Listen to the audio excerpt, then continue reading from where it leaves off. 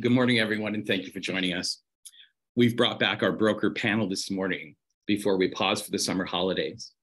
Everyone here at PMA Brethour is so grateful to you for such strong support to keep our program fresh with new topics and discussions each month. And we're working hard in planning for our 5th year of producing this series. It's going to be coming out in January of 2024. But before we get started with our program, we acknowledge the land we are meeting on is the traditional territory of many nations, including the Mississaugas of the Credit, the Anishinaabe, the Chippewa, the Haudenosaunee, and Wendat peoples, and is now home to many diverse First Nations, Inuit, and Métis. We also acknowledge that Toronto is covered by Treaty 13 with the Mississaugas of the Credit. We are grateful to have the opportunity to work on this land, and by doing so, we give our respect to its first inhabitants. Because our audience is national, if you are joining us from outside the Greater Toronto Area, I encourage you to learn more about the traditional territories where you live, where you learn, and where you work. Welcome again. My name is Chris Markovic, and on behalf of PMA Brethour, CIBC, our title sponsor, and our media partner, McBot, we are thrilled to have you all join us. This morning's program will be a little different to you if you're a regular to this series. We've muted Andy for the session today so that we have more time to hear some reaction and some sentiment on the market's current state from some of our frontline partners in the resale brokerage and pre-con side. It's only fitting that today I asked Lisa Carboni to moderate our panel. Lisa is the head of our PMA-Insiders Realtor program, and she works really hard within our industry to collaborate and coordinate and to really work to be successful with all of the projects that we bring to market here at PMA. I'm pleased to welcome and introduce Lisa, PMA's VP of Sales and head of our PMA Broker Relations, to our program, who will be hosting. Lisa, over to you. Thank you, Chris. Welcome and thank you for enjoying this, this fantastic summit, the brokers. As Chris noted, my name is Lisa, and we're going to unpack, explore, and understand where the market is headed. And we are joined today by 4 accomplished real estate industry professionals, both in pre-con and in resale. First, we have Shan Feng, president and owner of First Class Realty. Shan, can you give us a little bit of an introduction? Hi, everyone. My name is Shan Feng. I'm the founder and president of First Class Realty. I've been in the real estate business for 13 years, and our brokerage is a full-service real estate brokerage with around 250 agents and with the focus on selling pre-construction condos and low-rises. And I'm thrilled to be invited and very happy to be here. Thank you, Shan. And next up is Elvis Vogrin, broker with Royal Lepage Realty Plus. Elvis? Good morning, everyone. It's a pleasure to be here today. I've been in the real estate world as a broker for 23 years, working in the residential resale market. Got a lovely wife, Sabrina, and 2 wonderful children, and I'm quite active in the community, and I look forward to this discussion today. Thank you. Thank you, Elvis. And now we have Michael Kalles, president of Harvey Kalles Real Estate. We are grateful to Michael to share his perspective from the resale side. Michael? Good morning. Thanks so much for having me. Michael Kalles, Harvey Kalles Real Estate. I've been working full-time in the brokerage business for a little bit over 30 years. We do 80% residential, 20% commercial. We have 6 offices across Ontario and 280 agents. Thank you again. Thanks, Michael. And finally, we have Brigitte Obregon, founder and broker of GTA Homes. Brigitte? Good morning, everybody, and thank you, Lisa, Chris, and the PMA team for having me. I'm delighted to be here. My name is Brigitte Obregon with the GT Homes team. I've been a realtor for almost 20 years, and my team and I specialize in the pre-construction industry for the past 14 years. Thank you again for having me. Thank you, Brigitte. So to kick off, we want to see what's happened this time. So to kick off, we want to hear from each panelist. If you could use a word or a phrase to describe the current market conditions and your sentiments around it, we'd like to hear what that is. So let's start with Elvis. My thoughts are this is actually quite a normal market. If I look back 23 years ago and when I started with rates being at 9.5%, discounted to 7.5%, and we were still selling real estate back then, albeit at different price point, I consider this to be a very normal market. Okay, thank you, Elvis. How about you, Brigitte? One word, Lisa, normal. Okay. All right. And I guess we'll move on to Michael. Your thoughts? Yeah, I still think it's a seller's market. We're way down on supply on resale. We're at 42 days supply. That means if no new listings came onto the market, based on the current absorption, we'd have nothing available in 42 days. So it still tells us there's demand in the market and very little supply. I think that was maybe more than one word, sorry. It's okay. You can use a few words. We'll allow that. And then Shan, your thoughts?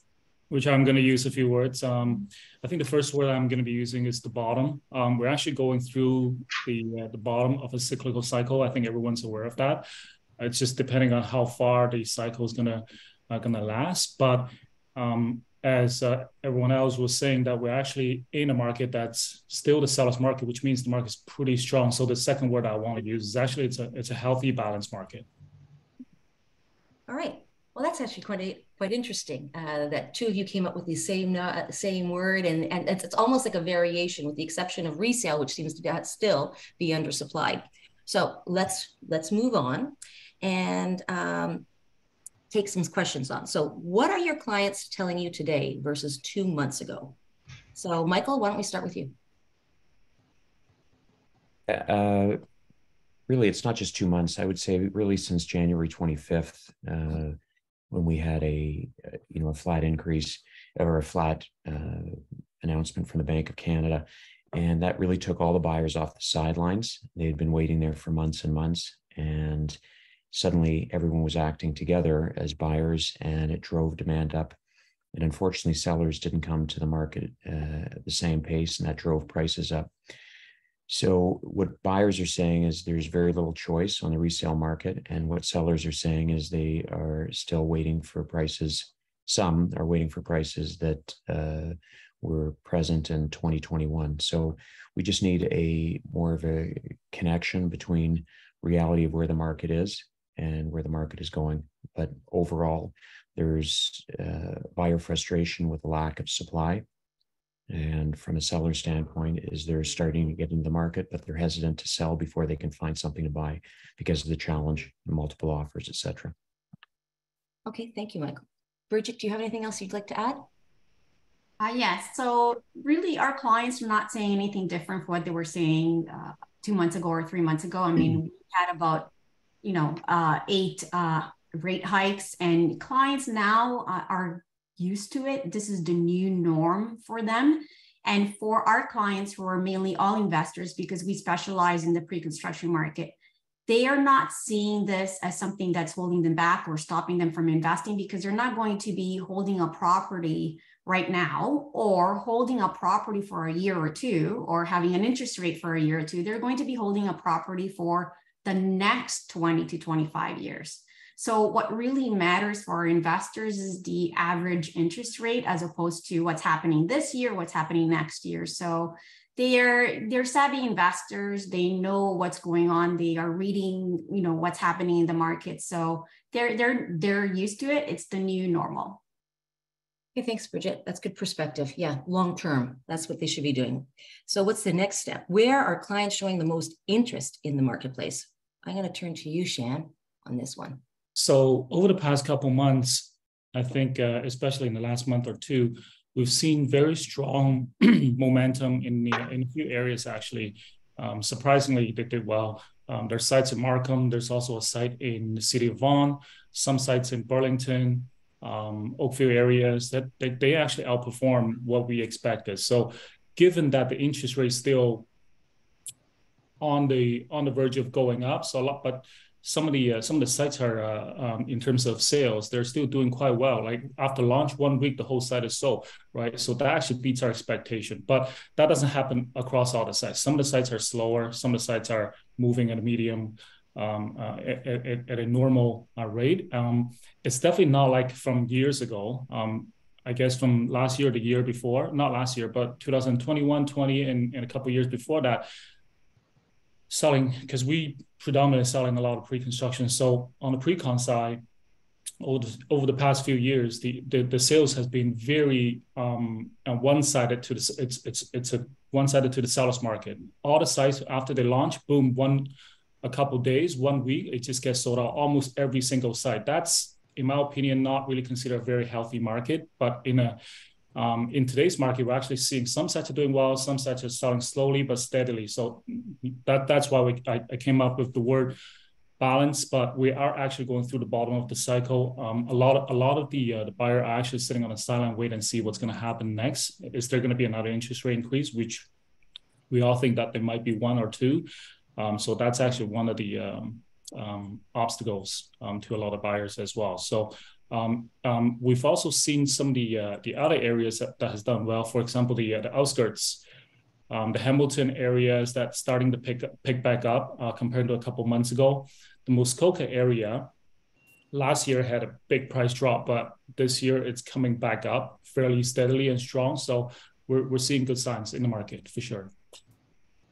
Okay, thanks, Shan. So basically what you're saying is it's taking a little bit longer for some sites. They're going back to a normal pace where you're looking at anywhere between 6 months and a year. I think so, because there's all different kind of buyers out there in the market. There's buyer that has been tapped out. They're not able to come into the market at all. There's also the new buyers who are actually ready to get into the market. They're just waiting for a good time. They're shopping around.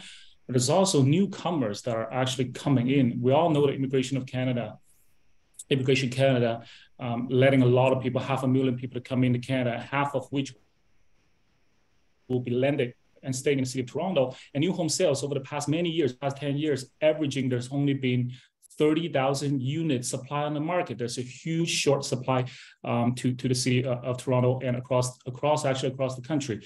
So it's actually a big solution for the city to solve. But for us as realtors and as agencies, we see that the actual potential demand is still very, very high. Although we're going through the bottom, but once we pass that stage, maybe going to somewhere next year or the year after, the market's going to pick back up. Very strong. Thank you. Elvis, your thoughts on this? Where are your clients showing the most interest in the marketplace? Well, we're working right now with a lot of clients that are looking to downsize. Unfortunately, to Michael's point as well, regarding the inventory levels, this is the lowest amount of inventory we've seen across the residential market in the past probably 10 to 12 years. Now, saying that, I mean, there's a lot of people with an insatiable demand for real estate sitting on the sidelines waiting for the right opportunity. So the objections that we're hearing is that, you know, the Bank of Canada rates are going to affect purchasing power for some people, but it's more about the demand where sellers are not yet entering the marketplace. And still, we're seeing the multiple offers for a lot of buyers. So we're seeing some objections that way. But I think that this will continue for the next few months, at least 6 months, where we're going to see low levels of inventory based on the interest rates. Okay, thank you, Elvis. What market or areas are surprising you the most? Brigitte, any thoughts on that? A market area that's actually surprising me right now, and we're hearing this a lot from our clients, is that we're not launching a lot of projects in downtown core. We're especially launching more projects outside of Toronto. And I mean, that's good because it allows our clients who are looking for that price point to get into the market. But we also have clients that are only interested in investing in the downtown core in AAA locations area. So right now that's surprising to me because we would like to have more options for our clients to, you know, look at outside of Toronto or downtown core. Okay. And Elvis, do you have any thoughts on this and areas that are surprising you the most right now? The areas that surprise me the most are the West End. I'm talking about the Oakville, Burlington, Waterdown, Grimsby areas. We're seeing price per square foot at a healthy rate. We're seeing demand increase over here, but we're seeing a lot of product move. And it's surprising to see, just based on the current climate of the market, that we are seeing this in these areas. Okay, going back to you, Brigitte, are you seeing these changes happening equally across all areas and submarkets? Yes, it's across every project that we're launching this year or last year was outside of Toronto, and a lot of our clients are saying, you know, most of the growth is going to be happening in Toronto. That's where everybody wants to live. So what do we have in Toronto? So it is something that we're hearing as an objection, as a sort of complaint from other investors that want to invest in downtown core. So it is something that's happening, but hopefully we will be launching more projects in Toronto. So what you're saying is if there's a developer watching this right now and you have a site downtown Toronto, go forward. Essentially, right? Yes. You've got sites looking. All right, so let's dig deeper on what's really going on. And, you know, we've seen interest rate interest rates rise at a rapid pace like nobody's seen before. We've all commented on it. We've also commented on inflation that's happening right now. And we're also hearing that Canadians are at the highest level of debt in years. So taking that all into consideration, we're still seeing sales, especially in resales and in some pre-construction sites, still healthy, or at least that's what we thought we saw. So let's dig a little bit further here. In the most recent Bank of Canada rate increase was 1/4 point. And the majority of banks actually increased rates 1/2 point. Has this possibly put a bit of a brake on activity? So what have you seen in the last couple of weeks? Because it was relatively recent where the most recent rate increase took place. Let's start with Elvis. Well, what I've seen in the past couple of weeks, I think in current climate, I think we're seeing a lot less of multiple offers come out where the underpricing to get 300,000-400,000 over the asking price, that's kind of taken a back seat. I think we're seeing a lot of buyers out there taking their time looking for product, and product that has come out over the past couple of weeks has been priced more aggressively.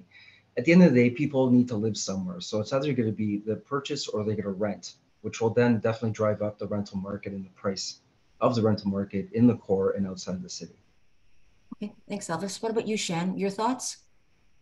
Speaking of the rental market is actually has always been proportionate compared to the sale price. So if the rental market keeps going up, there's no way that the sale price doesn't go up. But at the current stage, I know we all know the rental market is very, very hot, but the prices are not as quite the same way. But in the future, it's going to come back up. But right now, because the overall sentiment is still on an unsure kind of environment, because I think what happened is that a lot of people hearing that there's going to be an interest rate increase.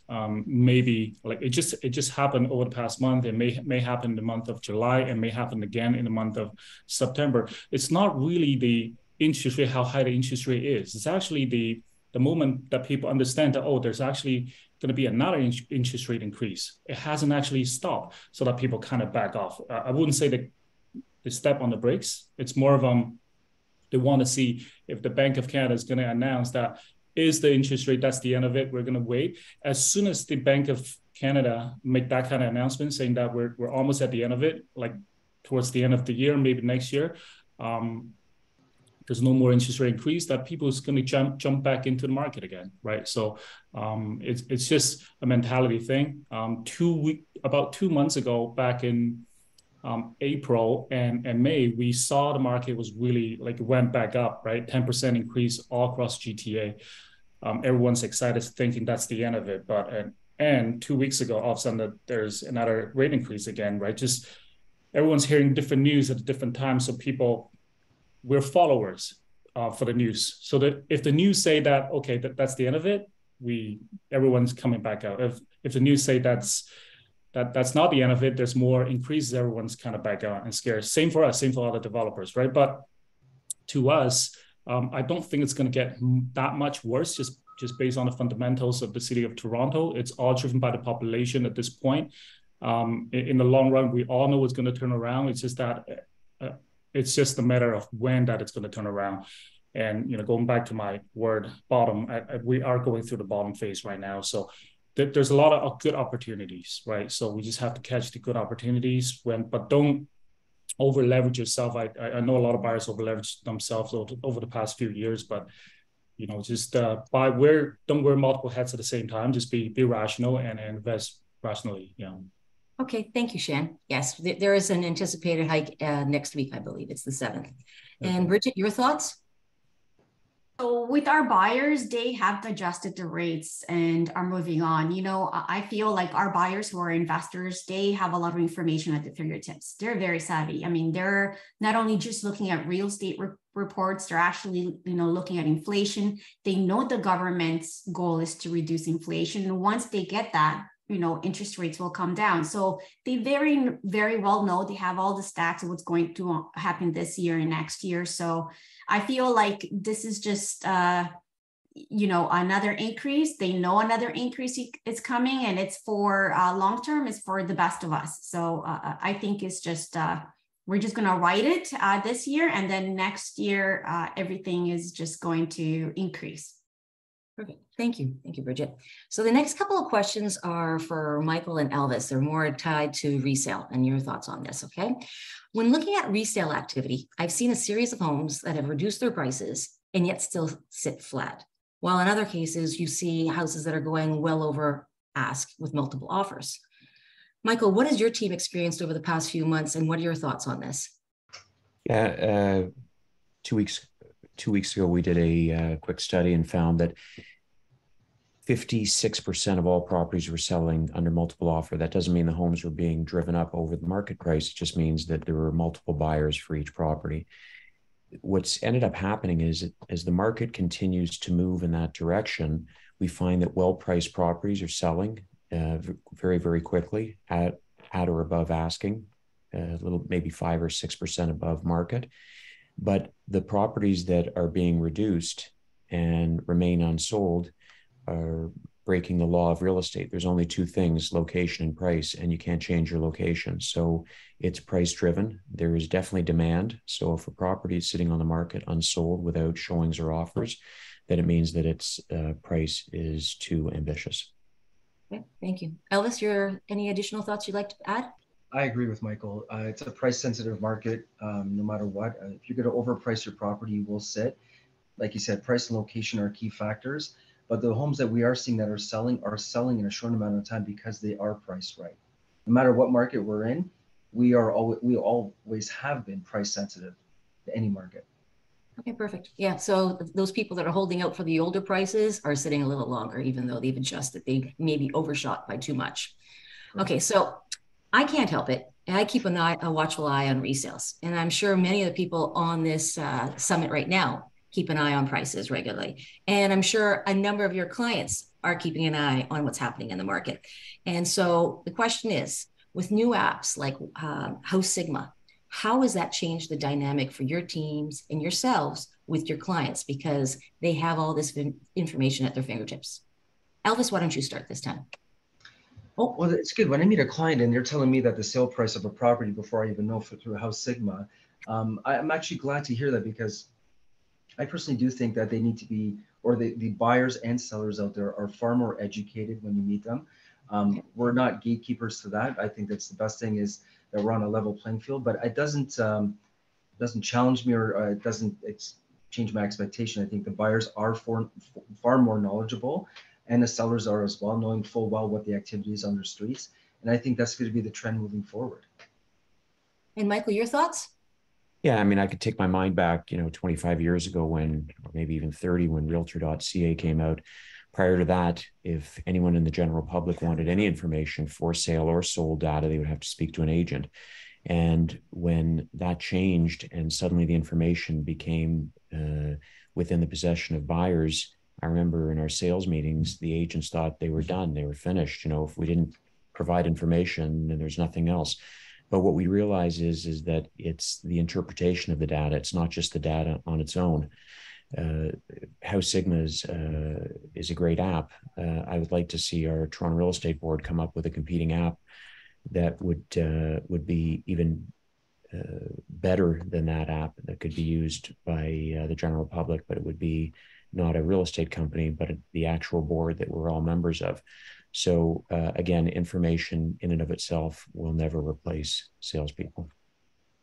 That's actually a great perspective. Treb, are you listening? It's time for you to step up. So there you go. Our next question is, this is tied to something that's just taken place in BC. It was implemented as of January 1st this past year. They introduced the home buyer protection period. And what this essentially enacts is a mandatory conditional period on all freehold product. We've heard that the Ontario government is actually considering something along the same lines. What are your thoughts on this, Michael? I think it's an awful idea. I think it makes absolutely no sense whatsoever. The reason why there's a 10-day cooling off period with high-rise condominiums is because the documents, the agreement of purchase and sale documents, are this thick. When you buy a resale home, it's a page and a half. And the other difference is, when you're buying a resale home, you can make your offer conditional upon inspection. You can make your offer conditional on financing. You can make your offer conditional upon the review by your solicitor. You don't have those opportunities when you're buying high-rise condominiums. So I don't think it's a good idea. And from a practical standpoint, when a seller, let's use a multiple offer situation. So on July 5th, they're holding offers and there's a multiple offer situation and 6 offers come. If a buyer can get out of transactions within 3 days, they can drop 6 offers in one night and then just think about it over the next 3 days and, drop 5, keep 1. The problem is there's repercussions to that. So the 5 that they drop is, let's use that July 5th example, is a seller who now lost that high offer, and now they're chasing and going to speak to number 2, 3, 4, 5, 6. Well, those people have moved on. They've moved on to another property. And now you've cost your seller the only offer that they had. And that seller may have already bought a home firm counting on that transaction. So I think the idea is completely foolish. I don't think it makes any sense for resale. I've spoken to Tim Hudak. I've written letters to the Premier. I don't think it has a place in the Ontario market for resale. I'll pass. Okay, thank you, Michael. So we'll see whether it moves forward or not. Moving on, I think we've talked about the current market. Let's talk about where we think it's going from here. What is your outlook on the investment community as it relates to today's market conditions? This is going to go out to the entire team. Brigitte, why don't you start off? Yes, Lisa, so I think it's a huge opportunity for all of us, not just for developers, realtors, investors, but for everybody in every industry. All I see is growth and nothing but growth. All I keep hearing from, everybody that I talk to, colleagues, developers, the government, just announcing how many people are coming year after year. And it just keeps growing and growing. And we don't have enough housing, we all know. And also the ambitious plan that the government has to build double than what we're building. Just those 3 things alone, population, all the not enough housing, and just the government plan, doubling our housing. It's just a massive growth for us in the future. So it just growth. Okay, thank you, Brigitte. So opportunity presenting itself now, take advantage. Next, Shan, what are your thoughts? I think in today's market, people are buying. They very much care about the end price, right? So a lot of when we talk about investment, we always do crunch the numbers to clients. So this is the PSF, this is the PSF, price per square foot. But in today's world, a lot of the investors, they don't just look at the PSF anymore. They also look at the end price, right? They want to make sure that they're buying something that's not over their budget. It all comes down to affordability because housing prices are high. I actually agree to Brigitte that the homes and the demand in the future, even now, it's very high. It's going to grow, but it's just that there's certain price bracket that kind of puts down a lot of people from continuing purchasing. So when it comes down to development new homes to all those developer online listing, just make sure that don't build those large products or very big luxurious product. There's less demand in the market because I generally find, I come from an Asian country, I come from China myself. Luxury product is very well absorbed in those countries, but in Canada hasn't been yet. There's a lot of rich people with coming with a lot of wealth, but they're not ready to buy. They have money, but they're actually not buying those luxury products and big products. Maybe I'm wrong, but overall, there's the more investors in the general investors in the crowd. They're looking for smaller products, lower prices to buy. That's how I feel. And in the future, that's probably going to continue into a trend. Toronto is going to be building smaller and smaller products for condos and houses. And I actually think that should be the correct trend to be. And speaking of that, I'll try to elaborate the location as well. Pick a good location to develop is actually very, very important because over the past couple months, 2-3 months, the location that did really well are the ones who still have very strong connections to transportation, to amenities nearby. So the ones who are a little further out are seeing a lot of difficulty in terms of sales. And one of the market I find challenging is the downtown market. I know it's going to come back. We all think that's going to come back because location, location, location. Everyone talking about the three fundamentals, three elements, right? But in today's world, it changed a little bit since COVID. It changed the way that we actually think in terms of location, just because downtown may not be the traditional downtown that all the jobs and employment and opportunities are in downtown. Because COVID, people kind of start to work from home, and some of the companies allowing people to work from home, so that the outskirts housing are in higher demand during COVID. We've all seen that, but now COVID is completed. It's done. It's gone. We're seeing some level of coming back for the downtown market, but not fully recovered. The downtown market is still very slow. And I think some of the jobs may even be taken away by these new AI technologies in the future, right? So it's very interesting to see how downtown will react. So that would be a question mark that I actually propose out to the developer group as well. So interesting to see. But overall, in the future, years to come, many years to come, I think Toronto is going to be one of those very rare cities that's going to outperform all the other cities in the world. Like Toronto's one, Sydney's one from Australia, and maybe Vancouver's one. Not comparable to Toronto. I don't see any other cities in the United States comparable to Toronto. I just think that Toronto in the future has a lot of growth. It's all driven by population. Population brings in GDP, brings in inflation, brings in almost everything, job and employment and everything. So there's lots of growth, and I'm actually very grateful to be able to live in the city of Toronto. So that's my sentence. I love the city too. I appreciate what you're saying there. Key points, good key points. Elvis, your thoughts? I think population growth is going to be the biggest factor. We're starting to see for example, the Square One area in Mississauga. It's the second coming of downtown Toronto, with a lot of head offices heading out there, a lot of cranes in the air. We're seeing a lot of people migrate to the outskirts and push forward towards Oakville and Burlington. So I think from an investment perspective, there are opportunities that will continue to be opportunities. As I said earlier, people have to live somewhere. And with the amount of population coming in and settling on the outskirts of the city, I think it's a great investment opportunity for the future. Thank you, Elvis. Michael, any additional thoughts? Sure. I mean, if you look at Toronto real estate as a business, and they say that for any business to be successful, you've got to be able to make it make sense on the back of an envelope. So think about this for a moment. I mean, I'll just read some quick statistics regarding the population. So you've got in 2022 coming to Canada, keeping in mind that 40% of the people who come to Canada settle in Ontario. In 22, 431,000, 23, 465,000, 24, 485,000, 25, 500,000. So, Benjamin Toll has a great line. He says, the one thing the new immigrants are not bringing on their back is a home. So they need housing. And, currently 46.1% of the Toronto population are immigrants or permanent residents. So we've got a city that is on a great trajectory. I've enjoyed all of the points preceding mine, and the demand is going to go through the roof. And, when I keep hearing about the market, where are we? Are we at the bottom? Are we in the middle, at the top? But I think if all of us close our eyes and think short, medium, and long term, specifically medium and long term, we realize that the demand is going to go through the roof. Prices are going to get driven up, which is not a good thing based on the housing shortage.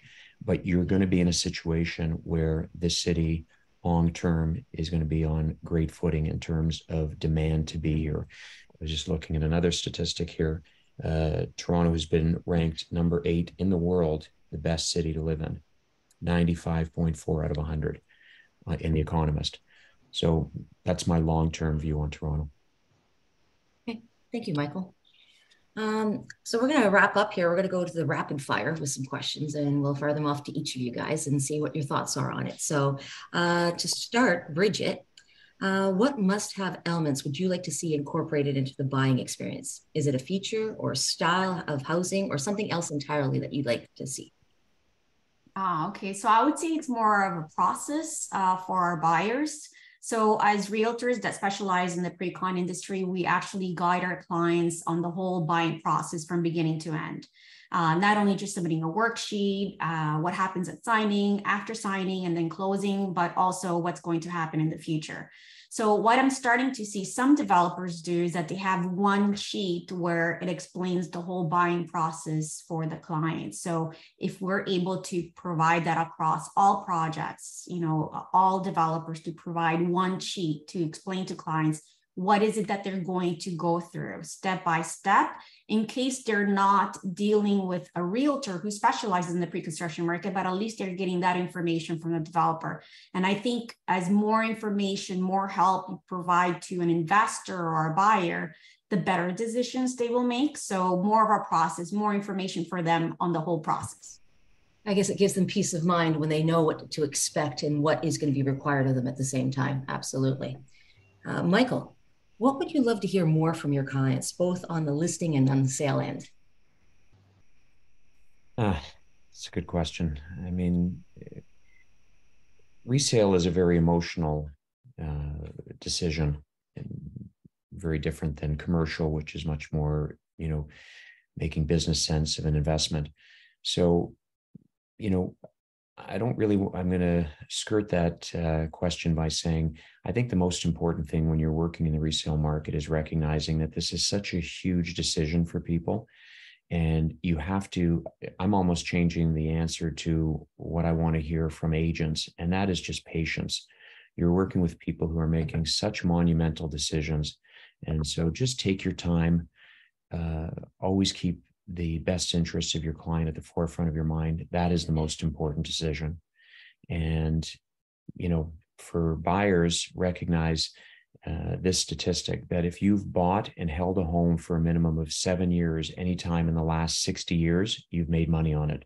So there's that great statement, the best time to buy real estate is when you need it. Pass. So I guess the patience ties into customer service. Give them a moment to breathe and make their decision, essentially. Shan, describe your ideal home buyer in today's market. I think that question is rather simple. We want the buyers to be rich. We want them financially ready. We want them to be mentally ready. But instead of finding an ideal home buyer, we actually, as realtors, we actually need to lead the buyer and guide them through the buying process, understand their financial situation, understand their situation, like where they are in terms of their life, and make the best recommendation and buy an ideal home for them, because it's really a mix and match process that we want to be able to find them the ideal home. We want them to close the home years after they turn back and still comment that I purchased a home that I really like. I do not regret my decision, and this realtor helped me to do that, make that decision. He's did such a fantastic job, and I also make money out of the home. I love the home, right? That would be ideal. Okay, perfect. Thank you. Elvis, what do you want to do different from the pack? Is there a magic formula for the Mississauga market? Do something different from the pack. I think really looking at it, and to say something to Michael's point, I think in today's market, we have to manage expectations of both sellers and buyers. There's such a change in the marketplace within the past couple of months. Prices have changed, situations have changed with multiple offers and whatnot.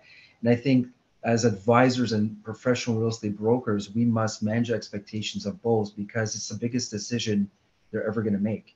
And I think they need us more now than ever in their corner. Is there a magic formula? That's a good question. There's really no magic formula other than the fact that we're seeing exponential growth. And I think that you got to be out there speaking to more people and, like I said, taking care of your clients. Thank you, Elvis. I have an extra question here for both Shan and Brigitte. In the last couple of weeks, you hear in one weekend, there are 6 openings across the GTA. And how do you decide which sites to go to, or do you try to make it to all of them? And how do you filter through all that information? Be interesting, I think, for the builders to hear. Is there something that you'd want them to implement on that opening that'll make your life easier or draw you to them a little faster? Obviously, this is aside from location. So, Brigitte, did you want to start? So the best thing for us is that we have a team. So if there are 6 openings, then we go to all 6 openings because we have a team helping us and helping the clients. How do we decide? So we decide based on what the client needs at the end of the day. The client tells us what they're looking for, what is their budget, and what is their goal. And they're not telling us that when they're launching a project. No, they're telling us that a year ago or 6 months ago when they registered.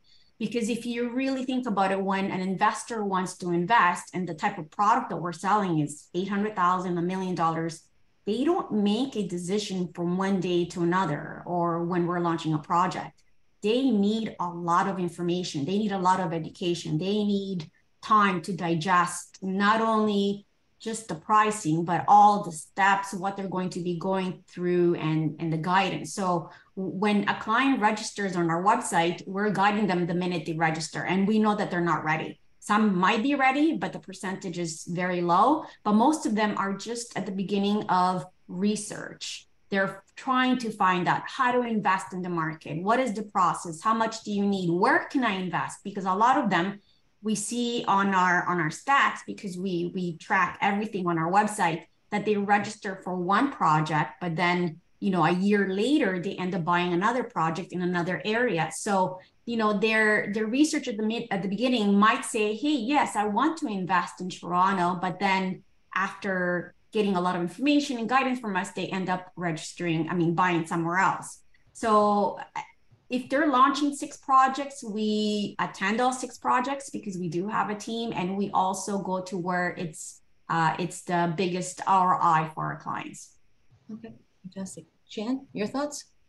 I would use the biggest ROI as one of my selecting criteria as well.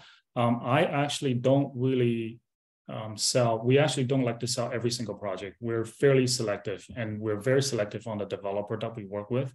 We want to work with the developer who have solid background, who long-lasting history. If they don't have long-lasting history, then it's a very solid team. We try to understand who's behind the developer, and choosing a good team is actually very important.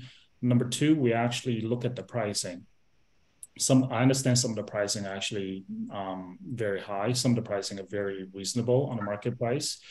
In the end, we want our buyers to make money, right? So instead, we'll pick the ones that are relatively well priced. We'll try to sell more of those type of projects. But at the same time, we also keep in mind, understand that there are reasons why developer want to sell at a higher price. Maybe because the pro forma, forcing them to sell at a higher price because their cost is higher than some of the other projects, the land cost is higher. We understand that. But at the same time, we represent the buyers. We need to think on their foot. We need to do the math. Would this developer be able to put it through? Because there are some developers out there that don't make it in the end, right? So they ended up canceling all the contracts. So that's actually in the end, it's hurting us, hurting all the buyers. We feel very upset. We went through some of the scenarios, and I just don't want to. I try to reduce that as much as possible. So select a good location, select a good site, good developer, and look at the good price. Understand that actually they knowing that they're going to deliver and do a good job. Client's going to move in, able to make money. In the end, they're happy, right? They come back to us and thank us for what we have done for them. I think that would make us feel more comfortable, instead of just telling them, you want this site, go for it. You want that site, you go for it, right? We try to, and if we find this site is particularly good, we tell all the clients, if you guys are investors, because 90% of the condo buyers are investors, they're not end users. They will tell you they may be living in it, they may be renting it out because they don't know what they're going to be doing, but 90% ended up renting them out, right? And the actual people who need housing, they're actually renting, right? They're not buying. So all the condo owners, a lot of them are actually investors. So they can invest here, invest there. So we want to make sure that we have to go back to what Brigitte is saying. ROI, very important. Return on investment. We want them to make money, right? And we want them to be happy on what they chose. And it's a long-lasting relationship between us and the client. We not only want them to do one deal with us, 4 years later, once the building built, clients move in or their tenants move in, they reinvest again with us again. Either they do assignments or they just keep the unit themselves. we want the cycles to be repeating. We want repeat business and clients come back to us. That's why when it comes to picking sites, if 6 sites come, if they're all good, we'll try to sell all of them. If some are particularly better than some of the other ones in our mind, we'll try to stay more focused and turn the buyers into the site that are better priced, better developer, and better managed project. Okay, so on the topic of new launches with developers, this question is still to both of you. What's the ideal time frame that you need from the time that you actually get access to the portal and you can start working, submitting worksheets? Is it 10 days? Is it 3 weeks? Is 3 weeks too long? How much time do you find that you really need? And this is good for builders to hear, how much time you really need from the time that you actually get the assets to the time that you need to submit your worksheets. Realistically, we know everybody wants as much time as possible, but what is that number, at least that you've experienced in the past? Do you want to start, Brigitte? The time that we need. So there are 2 different times that I feel like we're talking about here. So we need to meet with the developers, 6 months before or a year before to know what they have down their pipeline. What is it coming? What is it launching this year? What should we be working for? Because we need to start getting that information ready for our investors. In terms of now getting closer to launch date, I say a month now, not so much of providing price list and deposit and all the stuff that we need, but more of the floor plans and what's the average pricing that they'll be launching at. So we start getting our clients ready to as well, because the clients nowadays, they need a lot of information. They need to make, it's a big decision. So they need to make a decision based on a lot of the information that is handed to them prior to the launch date. So I would say 3 weeks to a month is what our clients are looking for. And actually, I measure that based on our success rate too as well. When a developer comes to us a month prior to launch, we do a lot more deals than, somebody launching a week from now. So 3 weeks to a month. Perfect. Thank you. Shan, your thoughts? I actually totally agree. 3 weeks to 1 month is the ideal time for us to get prepared. To present to the clients on any particular projects, given us time, given enough time to the clients as well to think and digest whether that is the right product for them. And it's also important for the developer to think when is the best time to launch, because it's not like certain months. For example, we're going to the month of July and August. These 2 months are typically the slow months of the season. A lot of developers tend to avoid that. A lot of people are actually on vacation. So, right, that also depends on the months that they launch. Any typical year, I think that the good months are probably starting from February all the way to June, and then starting from September to November. Those are the good months that for developers to work on and for us to get prepared, so that we can all work together. The clients here, we're all here, and we can have a good turnout. And at the same time, for the developers, is to bring out the best selling point for a project. Because, for example, if there's 6 launches out there, everyone's selling at $1,200 a square foot at different locations. The clients will be asking, like, where do I choose? How do I choose? Then it comes down to the features and the biggest selling point to your site. So when for the developer, when it comes to buying land and development, try to come up with I guess a good strategy and a good selling point for us to pitch to the clients. This is why you need to buy, right, at this particular site, and bring that out and make it very stand out to the crowd. And that's how we prefer to sell. Okay, thank you, Shan, and thank you, Brigitte. Okay, so we're about to wrap up here. We have one more question for everyone. Now that we spent all this time together and we had this extensive conversation, what are your thoughts on that phrase or word that we started off the conversation with? Are you sticking with it? Are you changing it slightly? Or would you like to add something to that comment? Why don't we start with Elvis this time? I will stick to it. This is a normal market, and I think we will continue to navigate this way for the future months, maybe even a couple of years from now. And Michael? Yeah, I'm going to stick with it, but I would say this. If you ask yourselves this question, if you didn't time the .com boom perfectly, what's the best investment you've ever made? And I would say 95% of the people listening to this call, including the people on this call, will tell you the purchase of their home. And the greatest benefit is when you compare it to the stock market, forgetting the capital gains exemption, is the fact that you can't live in a stock portfolio. You get the added benefit of being able to live in the home, enjoy it, and raise your family there. So I'm incredibly bullish on the Toronto market. I'll pass. Thank you, Michael. Brigitte?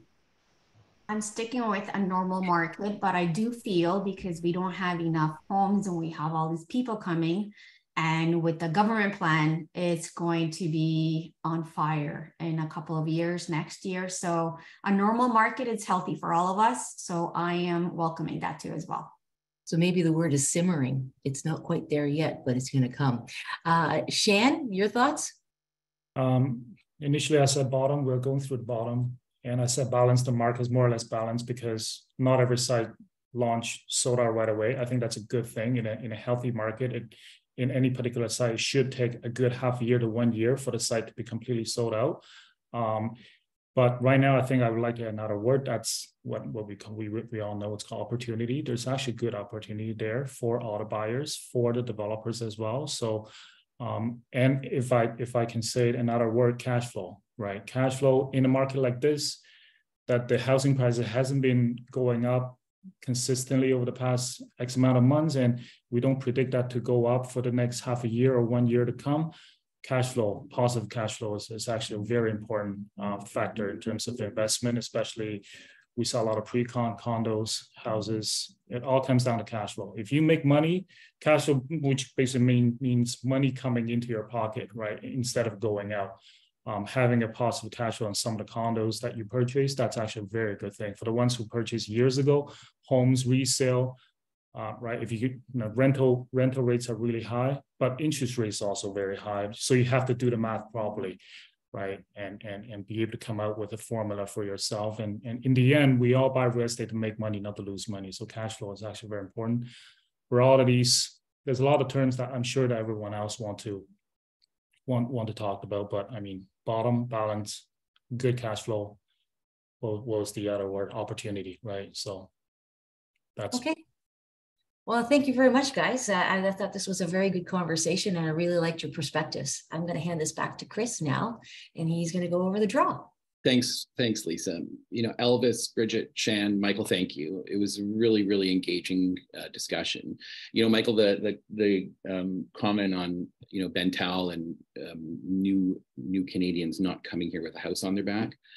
I'd like to add on to it. We'd love it if they came with their toolbox and their tool belt. Wouldn't that be fantastic if we can work hard to try and encourage and mold how we can grow our industry? Anyway, I'd like to thank everyone on the panel. Great ideas. Now it's time for our draw, courtesy of CIBC, for our famous 2 free lunches. You'll get an email if you're a winner, and that will be sent out to you with your gift certificate. Our first winner is Richard Arfin. Congratulations, Richard. And our second